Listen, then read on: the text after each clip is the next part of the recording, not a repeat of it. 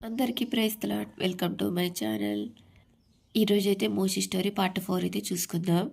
దేవుడు ఇజ్రాయెల్ ప్రజలకు 10 ఆజ్ఞలు ఇచ్చి ఎన్నో రోజులు గడవక ముందే వారు మొదటి ఆజ్ఞను మీరారు. కనిపించని దేవుణ్ణి ఆరాధించడం కష్టమవుతుంది. అయినా ఇశ్రాయేలీలు తప్పనిసరిగా అలవర్చుకోవాలి. మోషే పర్వతం మీద చాలా రోజులు ఉండిపోయాడని ప్రజలు గ్రహించారు.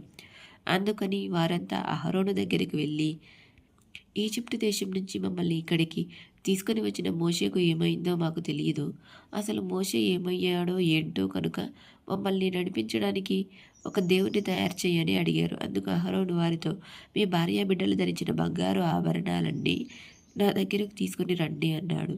అందుకు ప్రజలు వారి దగ్గరున్న బంగారపు నగలన్నీ పోగు చేసి అహరోనుకి ఇచ్చారు. అతడు బంగారపు చెవిపోగులన్నీ కరిగించి బంగారాన్నంతా ఒక మూసలో పోసి బంగారు దూడను చేశాడు. అప్పుడు ఇజ్రాయేలు ప్రజలు, ఈజిప్టు దేశం నుంచి మమ్మల్ని నడిపించిన మా దేవుడు ఇదే అన్నారు.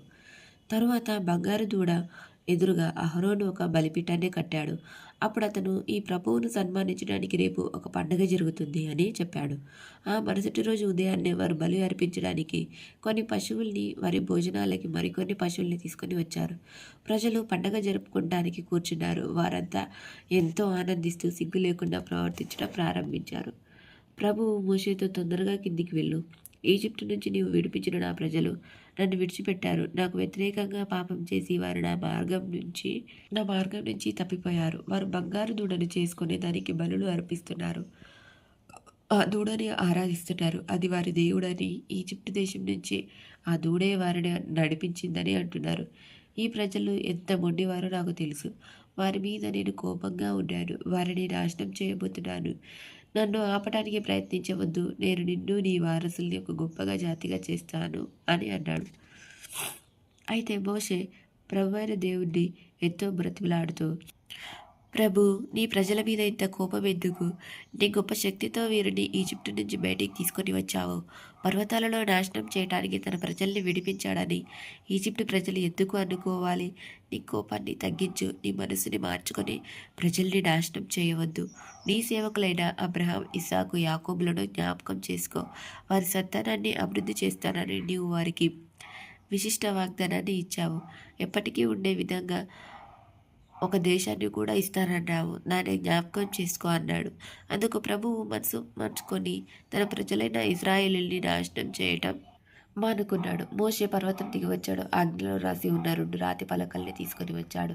వాటిని దేవుడే తయారు చేసి వాటి మీద 10 ఆజ్ఞల్ని రాసి ఇచ్చాడు. మోషేకి సహాయం చేస్తున్న యెహోషువ ప్రజల అరుపులు విని, మనం మకాం చేసిన చోట నుంచి కొట్లాడుకుంటున్న అరుపులు వినబడుతున్నాయి అని మోషేతో చెప్పాడు. అందుకు మోషే, అవి యుద్ధం శబ్దాలు, దుఃఖపూరితమైన అపజయ ధ్వనులు కావు. అవి ఉత్సాహ ధ్వనులు, పాటలు పాడుతున్న సంగీత శబ్దాల్లాగా ఉన్నాయి అన్నాడు. అప్పుడు మోషే పర్వతం దిగి ప్రజలు మకాం చేస్తున్న చోటికి వచ్చాడు. ప్రజలు బంగారు దూడ ముందు నాట్యం చేయడం చూశాడు. మోషేకు చాలా కోపగించుకున్నాడు. కోపంతో మోషే తన చేతిలో ఉన్న రాతి పలకల్ని పర్వతం కిందికి విసిరి పగలగొట్టాడు. వారు చేసుకున్న బంగారు దూడను కరిగించి మెత్తగా పొడిలాగా చేసి దాన్ని నీళ్ళలో కలిపాడు. ఆ నీళ్లను ఇజ్రాయెల్ ప్రజలందరితో తాగించాడు. మరణం. ఇశ్రాయేలీలు కాదేశును వదిలి వెళ్ళిన తర్వాత ఎదోమీయుల సరిహద్దున దాదాపుగా హర్ పర్వతం దగ్గర ప్రభువు అహరోను, నీవు చనిపోయింది ఇక్కడే. నీవు మోషే, మెరీదా దగ్గర నాకు విధేయులయ్యారు కనుక ఇశ్రాయేలీయులకు నేను వాగ్దానం చేసిన భూమిలోకి ప్రవేశించలేరు. మోషే, అహరోను అతని కుమారుడు ఎలియాజరుతో కలిసి పర్వత శిఖరానికి వెళ్ళు. అహరోను దగ్గర నుంచి అతనికి బోధక అంగి తీసుకో. దాన్ని ఎలియాజరు మీద వెయ్యి. అక్కడ అహరోను చనిపోతాడు అన్నాడు. మోషే విధేయుడయ్యాడు. ప్రతి ఒక్కరూ మోషే, అహరోను, ఎలియాజర్లు హర్ పర్వత శిఖరానికి నడుచుకుంటూ వెళ్ళటం చూశారు. మోషే బోధక అంగి అహరోను మీద కప్పాడు. అక్కడ అహరోను చనిపోయాడు. మోషే, ఎలియాజరులు దిగి వచ్చినప్పుడు ప్రజలు అహరోను చనిపోయినట్లు తెలుసుకొని 30 రోజులు సంతాపం పాటించారు. మోషే మరణం. అప్పటికే మోషే ముసలివాడయ్యాడు. దేవుడు ఇశ్రాయేలీయులకు వాగ్దానం చేసిన దేశ పొలిమేర దాకా మోషే వారిని నడిపించాడు. కానీ ఆ దేశంలో ప్రవేశించడానికి అనుమతించలేదు. ఎందుకంటే దేవుడు ఆయనకు చేయమని చెప్పినవన్నీ చేయలేదు. ఎరికోకు తూర్పుగా నెబో పర్వతం ఉంది. మోషే పిస్గా పర్వతం శిఖరం నుంచి నెబో పర్వత శిఖరానికి ఎక్కాడు. అక్కడ ప్రభువు మోషేకు ఆ భూమిని ఈ చివరి నుంచి ఆ చివరి వరకు చూపించాడు. అప్పుడు ప్రభువు మోషేతో, అబ్రహాం యాకోబుల సంతానానికి నేను ఇస్తానని వాగ్దానం చేసిన దేశం ఇదే, నిన్ను దాన్ని చూడనిస్తాను కానీ అక్కడికి వెళ్ళనీయను అని. ప్రభువు సేవకుడైన మోషే మోయాబు దేశంలో ఆ విషయం ప్రభువు ముందుగానే తెలియచేశాడు. మోయాబు దేశంలో ఉన్న లోయలో మోషేను ప్రభువు పాతిపెట్టాడు. ఈనాటికి ఖచ్చితంగా మోషేని పాతిపెట్టిన చోటు ఎవరికీ తెలియదు.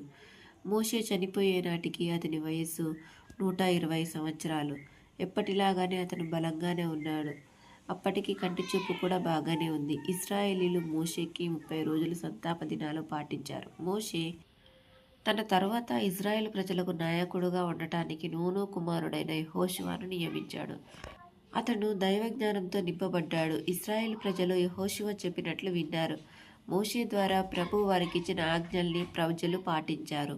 ఇజ్రాయెల్ ప్రజల్లో మోషే లాంటి దైవజనుడు ఇప్పటిదాకా ఎవరూ లేరు. ప్రభువు మోషేతో ముఖాముఖిగా మాట్లాడాడు. ఈజిప్టు రాజుకు ఇజ్రాయెల్ ప్రజలకు మోషేతో ఎన్నో అద్భుతాలు చేయించాడు. ఇజ్రాయెల్ ప్రజలకు అంత గొప్ప అద్భుతాల్ని మరే దైవజనుడు చూపించలేదు. అందరికీ ప్రైజ్ ది లార్డ్.